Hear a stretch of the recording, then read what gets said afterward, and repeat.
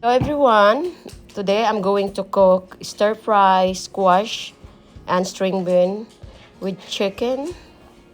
It's very nutritious and healthy food. It's so yummy. Subscribe, like, share, and please leave comment, and don't forget to post the notification bell so every time I upload my video you're always updated. Thank you and God bless.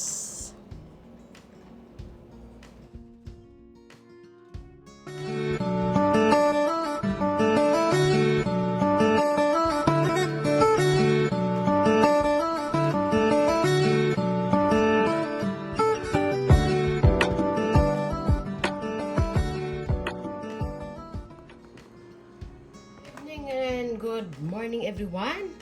Today we are going to cook stir fry string beans chicken with squash. First we have to put 2 tablespoons of olive oil. We have to put garlic, like 4 cloves of garlic.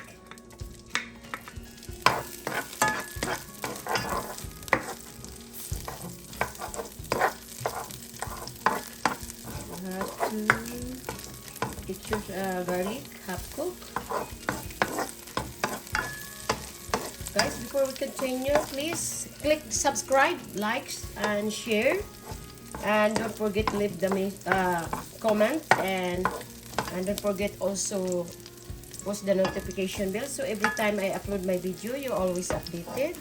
Thank you to all my subscribers, silent viewers, and supporters. Thank you so much. Please support my channel and also subscribe. So now after the garlic, guys, we have to put the 1/2 onions, I'm sorry.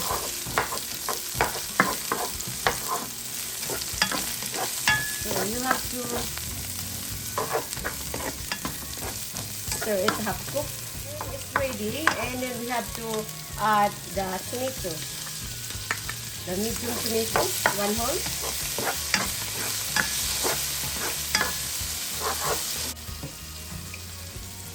So we have to cover it with it. That's it. The chicken, we have to add a chicken.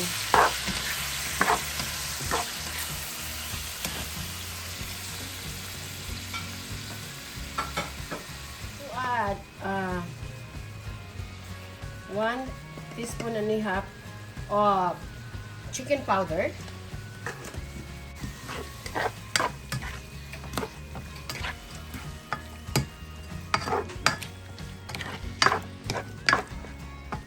So now we have to simmer it until the blood is gone and mix.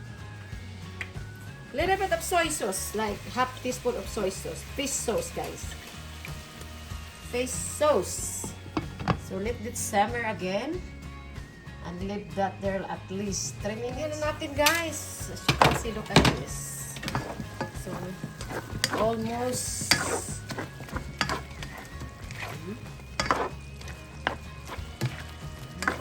string beans, long beans, we call in our language is sitaw. It's olive oil. See? Yeah. The chicken, I already boiled the chicken, right? So let this I want my squash, I don't take out the skin because this skin, the vitamins is on the skin. So I just put this like that, guys. The squash is very good. Very healthy, good for your eyes, you know. So now, leave this simmer it. We have to add a little bit of water. So, there.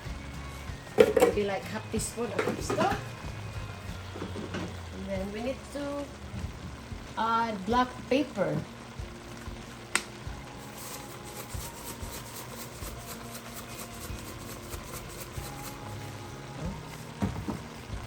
And we have to mix it.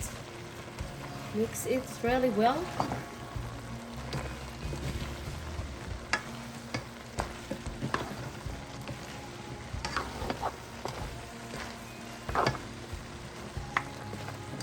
So let that simmer. We have to add like half cup of water to simmer it. So make sure the chicken is cooked and the vegetable. We have to mix it.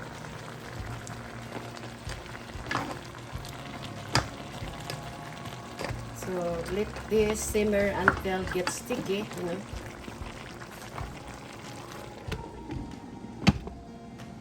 So we have to add a little bit of soy sauce, guys. Okay.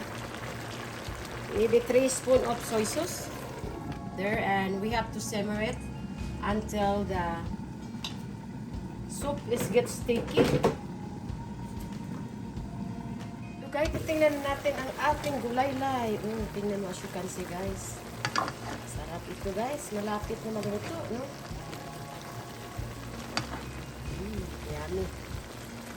Ayan.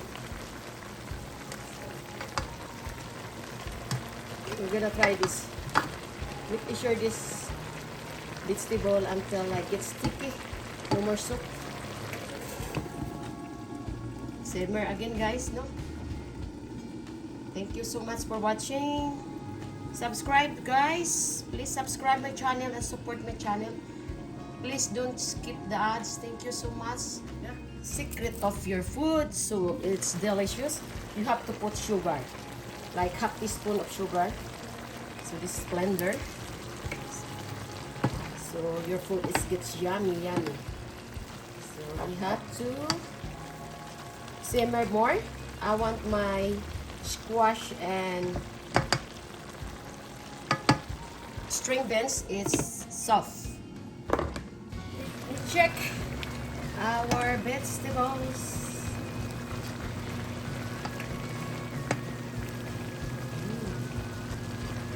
Sarap. Delicious.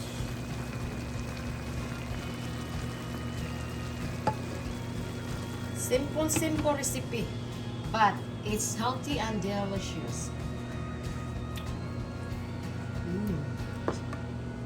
It's yummy na, guys.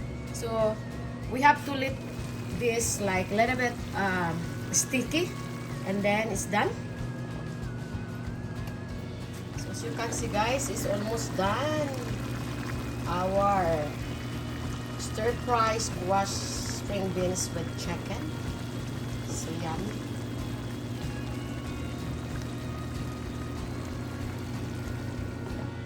So guys, we have to check here. As you can see, it's ready to serve. It's already cooked, guys. So this is done. So now it's time to